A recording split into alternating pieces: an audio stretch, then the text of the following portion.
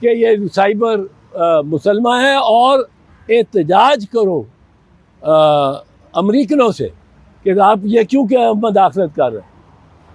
اس committee نے بھی جس کی صدارت شہباز شریف کر رہا تھا، اس نیشنل سیکیورٹی کمیٹی نے بھی کہا کہ احتجاج ہونا چاہیے. اور یعنی جو سائفر میں کہا گیا تھا، رپورٹ کیا تھا اسد مجید نے حکومت کو، وہ واقعتاً ڈونلڈ لو نے کہا تھا اور وہ پیغام بھیجا تھا پاکستان کی حکومت کو.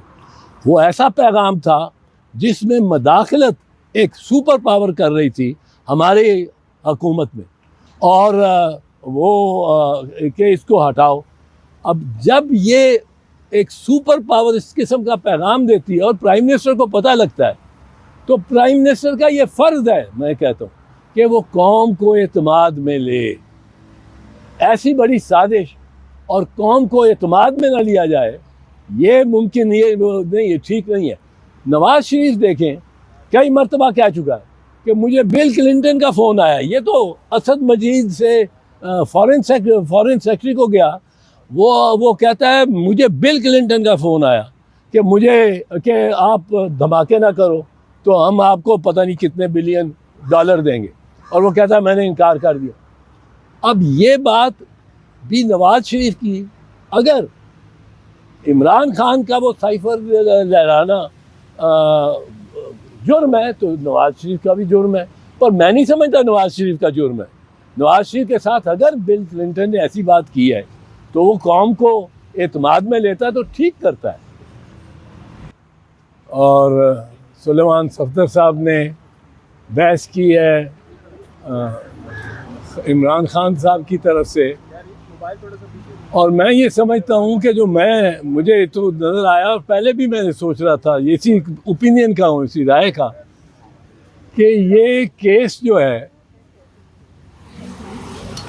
سائفر کا، یہ تو سرے سے بنتا ہی نہیں ہے.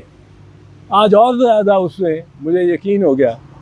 اور اس کو اتنے کھینچنے کی جو کوشش پروسیکیوشن کر رہی ہے، وہ اسی وجہ سے ہے کہ سرے سے کیس بنتا ہی نہیں ہے. اس کی دو وجوہات آپ کو میں بتا دوں.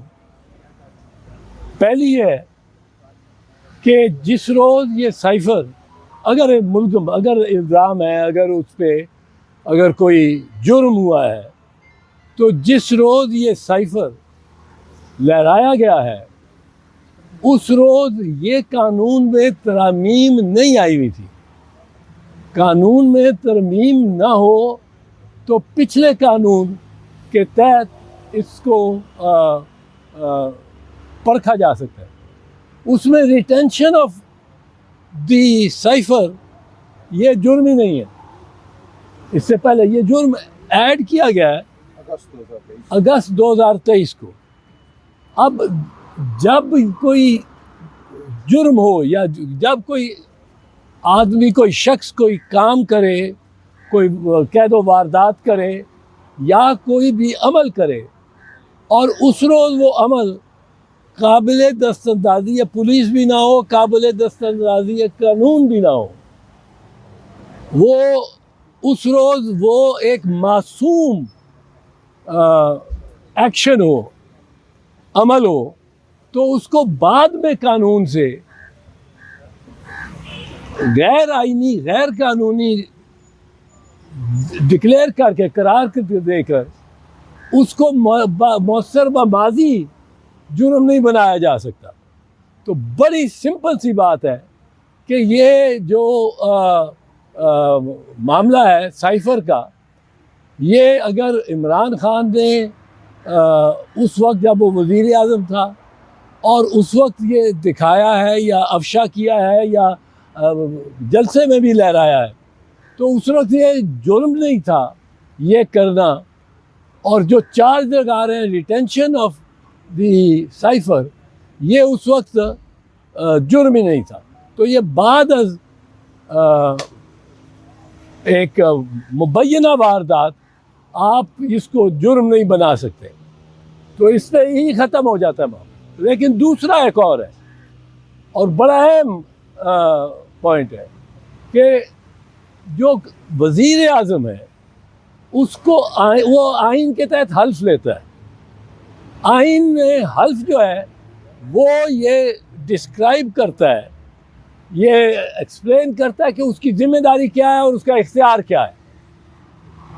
وہ اپنے حلف کے تحت وزیر اعظم حلف لیتا ہے کہ میں یہ قرار کرتا ہوں کہ میرے سامنے یا میرے علم میں کوئی بھی بات لائی گئی بطور وزیر اعظم,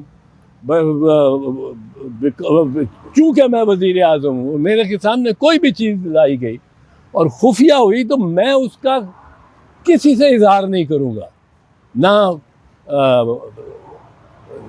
بالواسطہ نہ بلا واسطہ. میں کسی سے وہ کسی کو اعتماد میں نہیں لوں گا, کسی کو اس کو بتاؤں گا نہیں. مگر اب یہ لیکن جو ہے اس میں, لیکن اگر میں سمجھتا ہوا کہ یہ میرے فرائض میں اور میرے عام ڈیوٹی میں یہ ضروری ہے کہ میں افشا کروں, تو میں اس راز کو افشا کر سکتا ہوں.